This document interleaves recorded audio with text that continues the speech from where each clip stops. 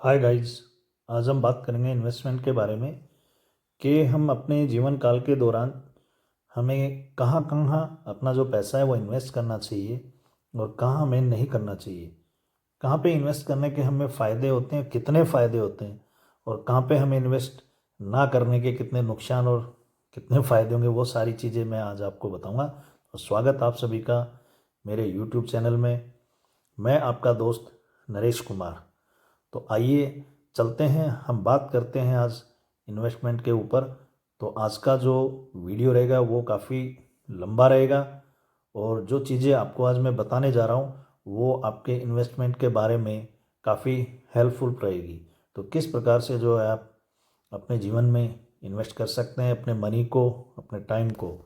तो इन्वेस्टमेंट के बारे में बताने से पहले मैं आपको एक छोटी सी स्टोरी सुनाऊंगा एक किसान की, कि किस तरीके से वो एक छोटा सा उसके पास एक ज़मीन का टुकड़ा होता है और किस तरीके से वह उसको मैनेज करके अपने परिवार को चलाता है और वहाँ से जो है अपने पैसे की अर्निंग करता है। तो जो किसान होता है, जैसा कि मैंने बताया, उसके पास एक ही टुकड़ा होता है और वो चाहता है कि वो उसी से अपने परिवार को चलाए। तो 1 एकड़ में वो अपने परिवार को भी चलाना चाहता है और वहाँ से एक बड़ी अर्निंग भी करना चाहता है, जिससे वो अपने परिवार का अच्छे से जो है गुजारा कर सके। और इसके लिए वो क्या करता है, वो अपने खेत के अंदर बम्बू लगाता है। बम्बू यानी कि बांस। तो जो बांस होता है वो पककर तैयार होने में उसको लगभग 4 से 5 साल का समय लगता है। तो वो अपने खेत में 1 बाय 1 करके 1 1 साल के बाद वो बैम्बो लगाता है, क्योंकि जो बम्बू को तैयार होने के लिए लगभग 4 से 5 साल का समय लगता है। इसीलिए वो बीच बीच में जो गैप रहता है उसके बीच में अपना जो खाने पीने के लिए अपनी सब्ज़ी या दूसरी जो क्रॉप्स हैं, जो फसलें हैं, वो लगा देता है। तो वो पहले साल एक जो है लाइन लगाता है, उसके बाद दूसरे साल में दूसरी, तीसरे साल में तीसरी। इस प्रकार से वो जो है अपने खेत के अंदर 15 से 20 लाइन लगाता है और उनके बीच में जो जगह बचती है उसमें अपने लिए जो सब्जी और फसल लगाता है। तो जैसे ही वो 5वें 6वें साल में बैम्बू की जो लाइन लगाता है तो उसकी जो फर्स्ट वाली जो लाइन है वो पक करके वहाँ पे तैयार हो जाती है और वो पहले वाली लाइन को काट करके और मार्केट में ले जाता है और उससे एक अर्निंग करता है।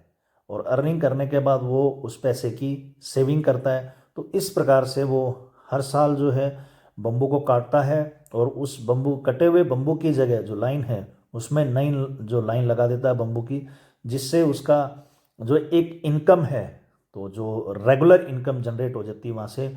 और वहाँ पर उसके जो परिवार का गुजारा जो है वो बिल्कुल आसानी से हो जाता है। तो हमें भी जो अपने इन्वेस्टमेंट है वो इस प्रकार से करनी चाहिए कि जो हमारी बच्चों की एजुकेशन है, या फिर हमारा जो प्लान बना हुआ है घर बनाने का, या फिर बच्चों की मैरिज का, या बच्चों को गोल्ड लेके देना है वाइफ को, या कोई भी हमें प्रॉपर्टी वगैरह खरीदनी है, तो उन सब चीज़ों के लिए हमें जो है समय चाहिए। ऐसा नहीं है कि हमारी इनकम इतनी नहीं है कि हम आज हमारी सैलरी और दूसरे दिन जो है हम एक लमसम जो है प्रॉपर्टी ले ले उस अमाउंट से, या फिर दूसरी कोई भी चीज़ें हम लोग परचेज कर सकें। तो यहाँ पे मैं सबसे पहले आप लोगों से बात करूँगा बॉन्ड के बारे में। और बॉन्ड जो है वो क्या होता है और उसको हम लोग कैसे खरीदते हैं। तो बॉन्ड की अगर मैं बात करूं तो ये एक जो गारंटेड जो इन्वेस्टमेंट है, बॉन्ड के अंदर हम जो पैसा लगाते हैं उसमें आपको जो रिटर्न मिलते हैं वो गारंटेड रिटर्न मिलते हैं। तो जो बॉन्ड होता है उसके अंदर हम लोग जो इन्वेस्ट करते हैं तो वो अलग अलग प्रकार के होते हैं। तो जैसे गवर्नमेंट बॉन्ड हो गए, आपके कॉरपोरेट बॉन्ड हो गए, या फिर आपके जो गोल्ड बॉन्ड है, तो अलग अलग तरह के पब्लिक सेक्टर यूनिट बॉन्ड है। तो हमें इन बॉन्ड को देखते हुए इनके अंदर जो है अपना पैसा इन्वेस्ट करना चाहिए। किसी किसी बॉन्ड के अंदर, जैसे मैंने बताया, फिक्स रेट होता है। किसी बॉन्ड के अंदर आपको जो है फ्लोटिंग रेट बॉन्ड मिलता है और किसी में जो है जीरो कूपन बॉन्ड होता है। कुछ कन्वर्टेबल बॉन्ड होते हैं। ठीक है। तो वो सारी चीज़ें समझने के बाद ही हमें जो है बॉन्ड के अंदर इन्वेस्ट करना चाहिए। और बॉन्ड जो है वो एक निश्चित समय के लिए होता है। हम उसको बीच में जो है ब्रेक करेंगे तो हमें बड़ी दिक्कत होगी। तो इसलिए बॉन्ड में इन्वेस्ट करते समय आपको इन सब चीज़ों का ध्यान रखना है। तो बॉन्ड आप खरीदे, बहुत अच्छी चीज़ है। अगर आप एक लॉन्ग टर्म के लिए बॉन्ड खरीदते हैं तो आपको जो है यहाँ पे रिटर्न जो है बहुत ही शानदार रिटर्न मिलते हैं बॉन्ड के अंदर। तो आप बॉन्ड में इन्वेस्ट कर सकते हैं।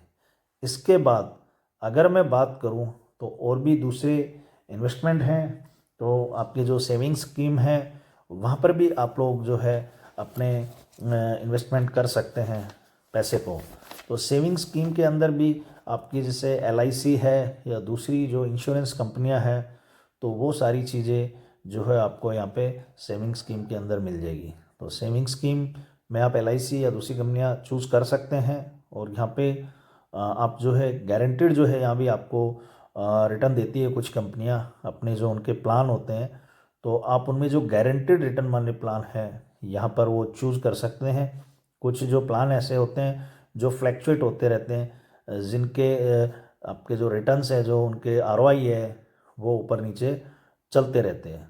तो आपको इन्वेस्टमेंट करते समय इन सब चीज़ों का ध्यान रखना है कि आपको जो पैसा है वो कहाँ पे आपको इन्वेस्ट करना है और कहाँ पे आपको इन्वेस्ट नहीं करना है। इसके बाद अगर मैं बात करूँ तो यहाँ पे आता है एक सिप। सिप को हम सिप को सिस्टमेटिक इन्वेस्टमेंट प्लान भी कहते हैं, जो कि ये मंथली मोड पे होता है। सिप सिप के अंदर हम लोग मंथली पे करते हैं और ये लॉन्ग टर्म के लिए होता है। तो लॉन्ग टर्म में अगर हम लोग सिप करते हैं तो उसमें हमें फ़ायदा होता है। अगर छोटे समय के लिए अगर हम सिप के अंदर कोई पैसा लगाते हैं तो वो हमें ज़्यादा फ़ायदा नहीं देता। सिप के अंदर एक लॉक इन पीरियड होता है। तो मैं ये चाहता हूँ कि कोई भी व्यक्ति जब सिप करता है तो उसको लॉक इन पीरियड लेना चाहिए। तो उसका आपको जो टैक्स में बेनिफिट मिलता है अंडर सेक्शन 80C का, तो इसलिए जब भी सिप ले तो आप लॉक इन पीरियड ले ले 3 से 5 साल का। आप सिप जितना ज़्यादा लंबे समय के लिए लेंगे उतना ज़्यादा आपको यहाँ पर फ़ायदा होता है, क्योंकि सिप जो है वो म्यूचुअल फंड का ही एक छोटा पार्ट होता है। एक्चुअली सिप का जो पैसा होता है वो भी म्यूचुअल फंड में ही जाता है, लेकिन सिप के अंदर आपको जो बेनिफिट होते हैं वो म्यूचुअल फंड से ज़्यादा मिलते हैं, क्योंकि इसके अंदर हम अपना जो पैसा है जब चाहें तब निकाल सकते हैं। तो इसमें कोई पाबंदी नहीं है। तो इसलिए सिप छोटा छोटा करके जो व्यक्ति एक लमसम अमाउंट नहीं डाल सकता है तो वहाँ पर वो सिप को चूज कर सकता है। तो इसलिए आप लोग सिप ले सकते हैं। सिप के अंदर भी काफ़ी जो रिस्क रहता है, इसका जो पैसा है जैसा कि मैंने बताया वो मार्केट में लगता है। तो अकॉर्डिंग टू मार्केट आपको यहाँ पे जो है उसके बेनिफिट मिलते हैं। अगर आपका मार्केट ऊपर जाता है तो आपको उसमें जो प्रॉफिट ज़्यादा होता है, अगर मार्केट नीचे आ जाता है तो आपका जो वैल्यू है, जो आपकी मनी वैल्यू है, वो मनी वैल्यू यहाँ पे कम हो जाती है। उसके बाद अगर मैं बात करूँ तो म्यूचुअल फंड, जैसे कि मैंने बताया सिप जो है वो म्यूचुअल फंड का ही अपना पार्ट है। जो म्यूचुअल फंड है उसके अंदर हम एक लमसम जो अमाउंट है यहाँ पे हम इन्वेस्ट करते हैं, और जो ये अमाउंट जो हम इन्वेस्ट करेंगे ये अमाउंट एक लंबे समय के लिए इन्वेस्टमेंट किया जाता है। तो इन सब चीज़ों का आपको ध्यान रखना है। तो म्यूचुअल फंड भी बहुत अच्छी चीज़ है। इसमें आपका जो पोर्टफोलियो है वो कंपनी जो है पूरा उसको मैनेज करती है, और यहाँ पे आपका जो डिविडेंड आपको यहाँ पे जो मिलते हैं म्यूचुअल फंड के अंदर, तो वो डिविडेंड भी आपका यहाँ पे री इन्वेस्टमेंट हो जाता है। तो यहाँ पे आपका जो रिस्क है वह रिडक्शन होता रहता है। तो इस तरीके से काफ़ी सारे जो हैं इसके म्यूचुअल फंड के आपके फ़ायदे रहते हैं। तो म्यूचुअल फंड और सिप इन दोनों के अंदर आप इन्वेस्ट कर सकते हैं, और बहुत ही जो है ये अच्छी चीज़ है। तो मैं आपको सजेस्ट करूँगा कि आप अपना जो पैसा है म्यूचुअल फंड और सिप के अंदर ज़रूर डालें।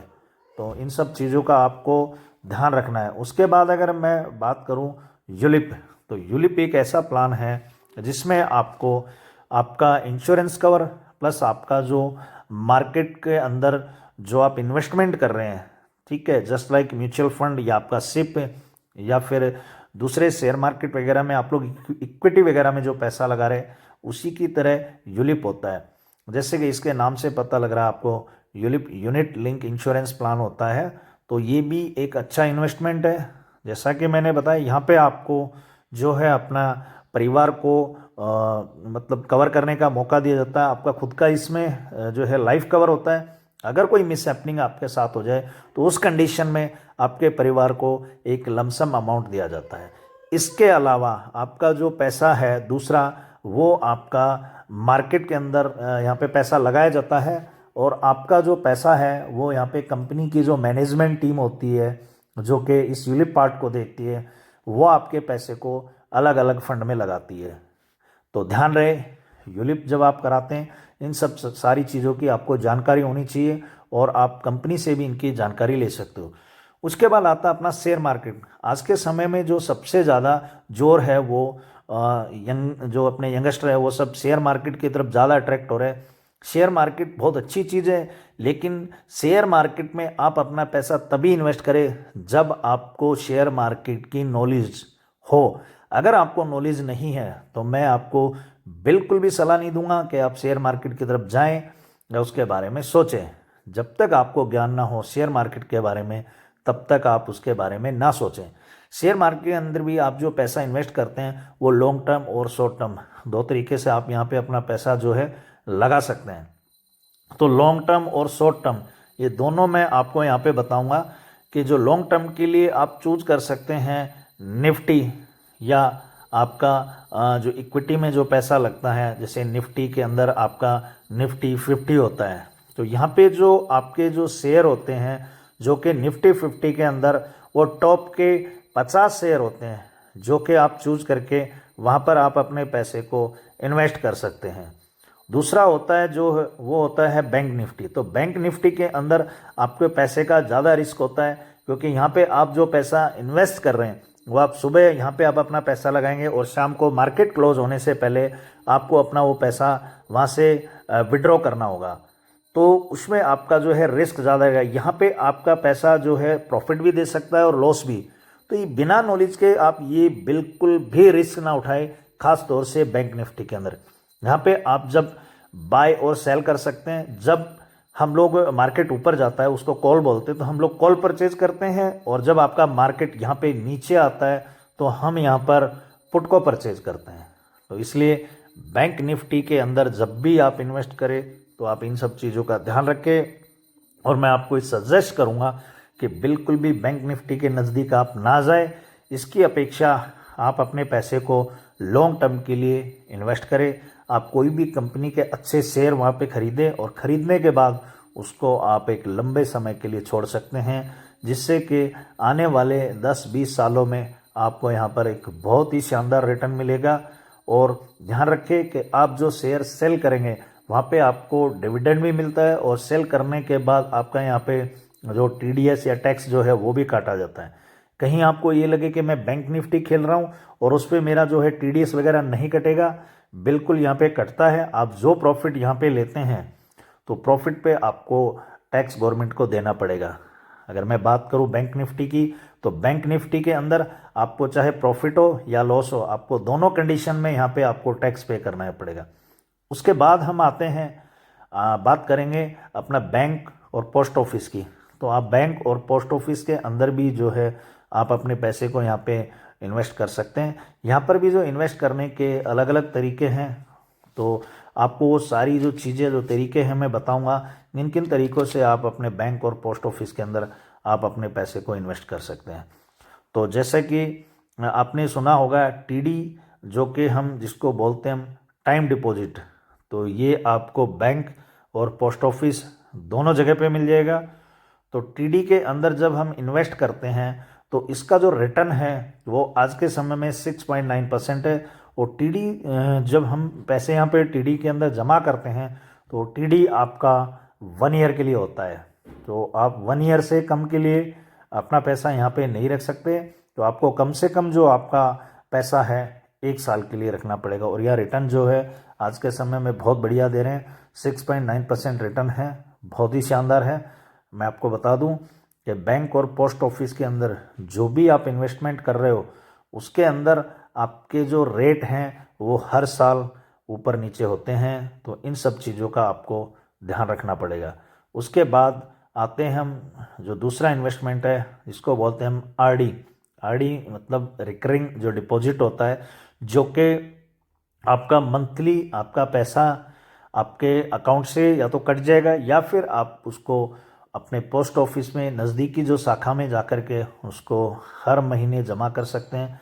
अगर आप उसको हर महीने जमा नहीं कर सकते तो आप 4 महीना 6 महीने का आप एडवांस में भी उसको जा कर के जमा कर सकते हैं।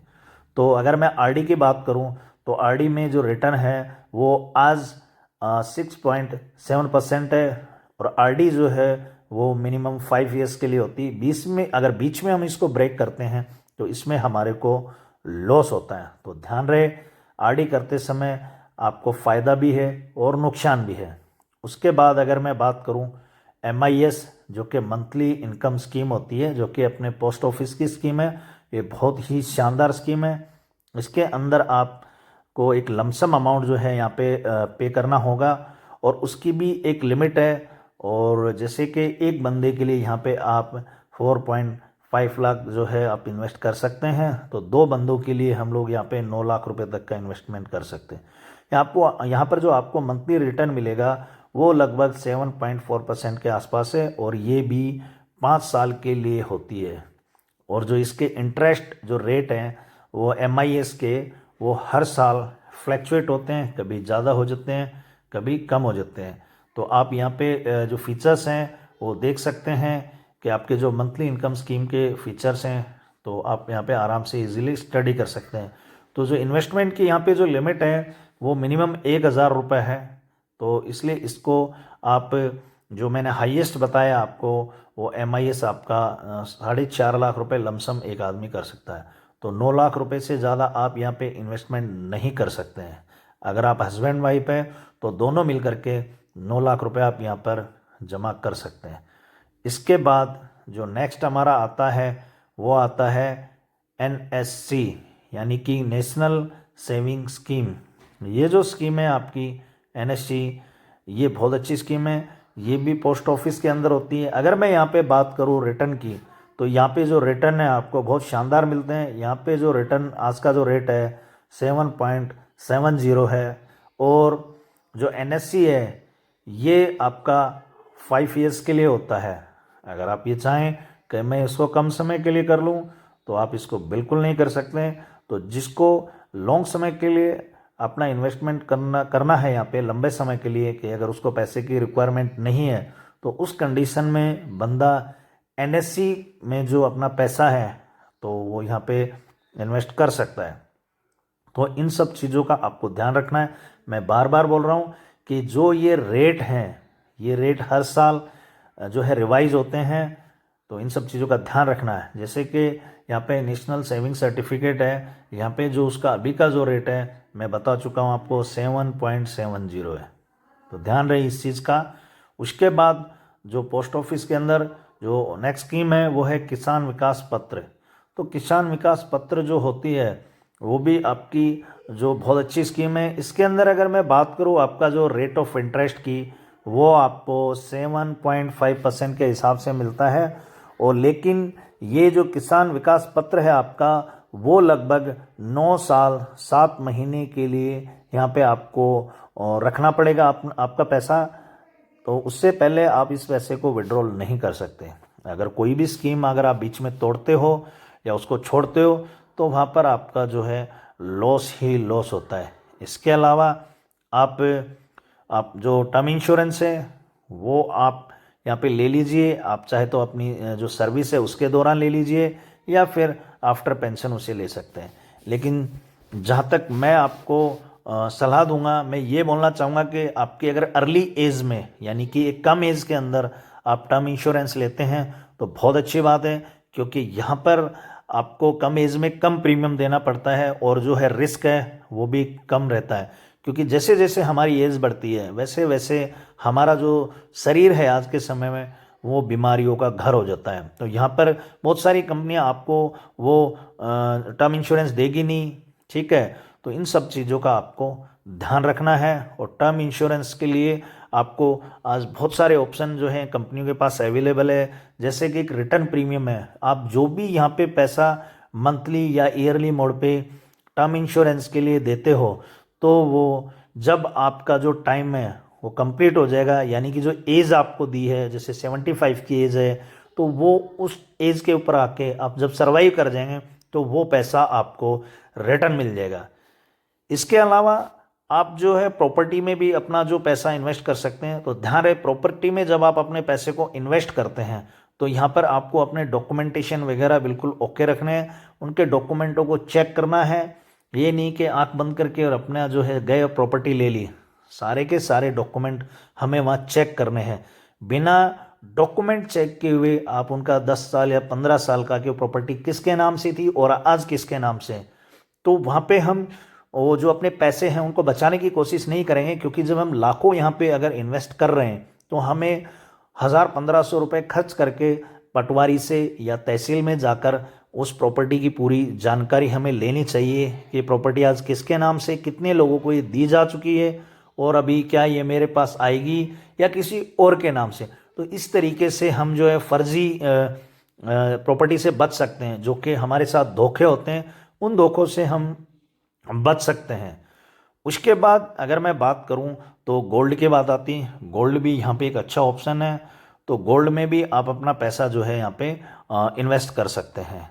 तो गोल्ड के लिए आज गोल्ड के रेट काफ़ी हाई हो गए। और मैं बात करूं पिछले 10 साल पहले की तो कुछ रेट थे वहाँ पे, और आज जो रेट है वो कुछ और हो गए।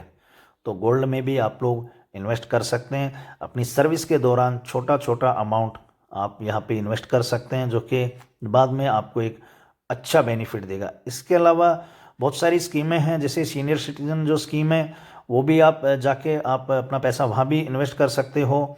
इसके अलावा जैसे पीपीएफ है, पब्लिक प्रोविडेंट फंड है, वहाँ भी आप अपना पैसा इन्वेस्ट कर सकते हो। तो इस तरीके से अलग अलग ऑप्शन आप लोगों के पास अवेलेबल है, जहाँ पर आप जाकर के अपना पैसा इन्वेस्ट कर सकते हो। आज के लिए इतना ही दोस्तों, धन्यवाद। वीडियो में लास्ट तक बने रहने के लिए आप सभी का मैं तहे दिल से धन्यवाद करता हूँ। इसी तरह के वीडियो देखने और पाने के लिए चैनल को सब्सक्राइब, लाइक, शेयर और बेल आइकॉन को ज़रूर दबा दीजिए, ताकि आने वाले समय में मेरे जो भी वीडियो हैं उनके नोटिफिकेशन आपको समय समय से मिलते रहे। तो आज के लिए इतना ही, धन्यवाद। अगर आप और किसी विषय पर वीडियो चाहते हैं तो कमेंट में ज़रूर बताएं। जय हिंद, जय भारत।